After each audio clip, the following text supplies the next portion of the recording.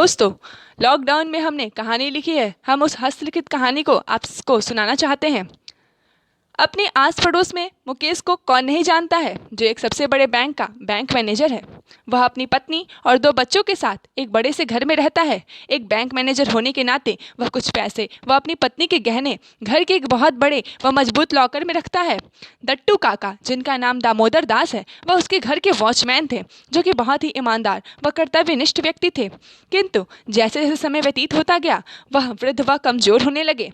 एक बार उन्हें टाइफाइड हो गया था, जिसके कारण वह इस वॉचमैन की नौकरी को छोड़कर गांव चले गए। उनके जाने के बाद मुकेश को नींद ही नहीं आती थी। उसे बहुत बुरे सपने आने लगे। उसका एक एक दिन बड़ी मुश्किल से कटते थे। जब वह बैंक में रहता तो हर 2 घंटे पर फ़ोन कर अपनी पत्नी रंभा से घर के व लॉकर के बारे में पूछता, और जब रात को घर पर रहता तो 1 बजे तक स्वयं पहरा देता, जिससे उसकी आंखें सूज गई थीं।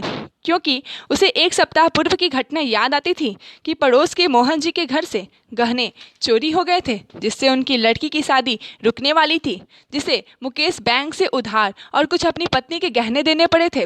उन्होंने तो मोहन जी की मदद कर दी, लेकिन उनकी मदद कौन करेगा? उस क्षेत्र में केवल मुकेश और अमर 2 ही तो अमीर थे।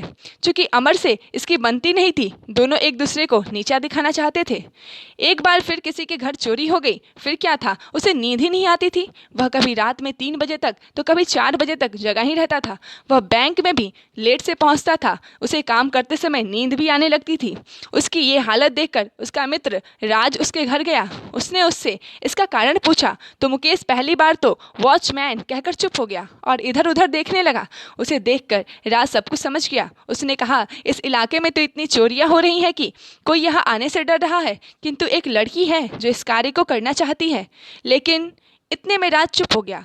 तब रंभा ने उत्सुकतावश पूछा, लेकिन क्या भाई साहब? तब राज ने आगे कहा, लेकिन वह यह कार्य पहली बार करेगी, फिर उसे इस क्षेत्र में लाना क्या सही रहेगा?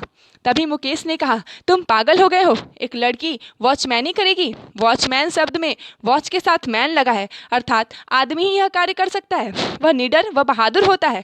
वह लड़की क्या करेगी? वह चोर को देखते ही भाग जाएगी। अगर चोर ने उसे चोटिल किया तो एक उसका दवा कराओ, फिर पैसे और गहने जाएंगे ही। बार बार मुझे उसका भी ख्याल रखना पड़ेगा। तभी राज के फ़ोन की घंटी बजी। उसकी पत्नी उसे अपने गांव जाने के लिए कह रही थी। वह प्रणाम कहकर चला गया।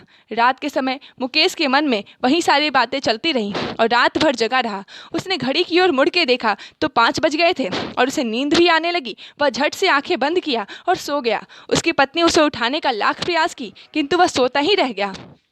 जब उसकी नींद खुली तो घड़ी में देखकर चौंक गया और चिल्लाया, क्या 10 बज गए?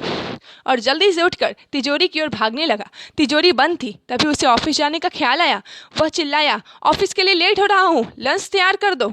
यह सब उसकी पत्नी रंभा किचन में से देख रही थी। उसने कहा, आज रविवार है, आप उस लड़की को रख क्यों नहीं लेते? कुछ तो रखवाली करेगी। वह तुम्हारी ही तरह सोती रह गई तो? मुकेश ने कहा। तभी डोरबेल बजा। रंभा ने दरवाजा खोला। वहाँ एक सुंदर, गोरी व हृष्ट-पुष्ट एक लड़की खड़ी थी। उसने दोनों को प्रणाम किया और अपना नाम सालू बताते हुए उनसे बार बार वॉचमैन की नौकरी देने के लिए आग्रह की।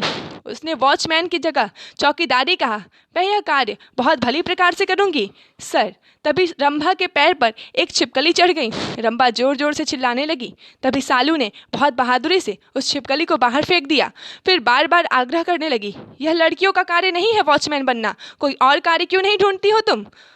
मुकेश ने कहा। तो वह लड़की बोली, मैं वॉचमैन ही नहीं, चौकीदारी करना चाहती हूँ। इस बात को सुनकर मुकेश हंसने लगा और उन्होंने उसे स्वीकृति प्रदान कर दी।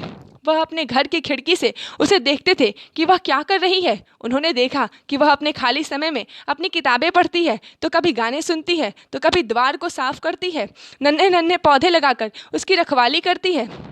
उसका कमरा इतना सुंदर हो गया कि रंभा का तो मन करता कि वह उसी में रहे। इस बड़े से घर को छोड़कर उसने अपने बिठाने का भी बंदोबस्त कर लिया था। उसने अपने बैग में से एक लाल व पीले रंग का टेंट निकाला और उसे गेट के ठीक पहले लगा दिया, जो मुकेश के घर को और अधिक सुंदर बना रहा था। बचे समय में वह रंभा के बच्चों को एक अध्यापक की भांति पढ़ाती थी।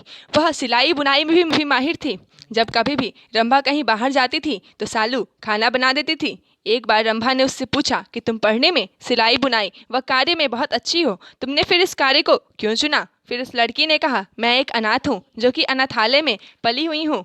मुझे पढ़ना व पढ़ाना बहुत अच्छा लगता है, किंतु अध्ययन करने के लिए मुझे पैसे की आवश्यकता है। मुझे यह कार्य आसान लगा, इसलिए मैंने इसे करने का निर्णय लिया। मैं बचपन से अकेले रही हूँ तो मुझे डर नहीं लगता। मैंने कभी चोरी नहीं की, इसलिए मैं ईमानदार हूँ। मैं केवल 6 घंटे रात में सोती हूँ। इसके कारण मैंने वॉचमैन की नौकरी ज्वाइन की। इससे जब कुछ पैसे एकत्रित हो जाएंगे तो मैं अपने आगे की पढ़ाई को जारी रखूंगी। इस बात को सुनकर रंभा व सालू के पीछे खड़े मुकेश की आंखों में पानी आ गया।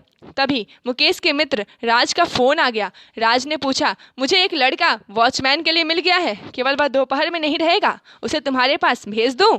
तभी मुकेश ने कहा, मुझे एक वॉच वुमेन मिल गई है सालू, जो अच्छी प्रकार से अपने कार्य का निर्वाह कर रही है।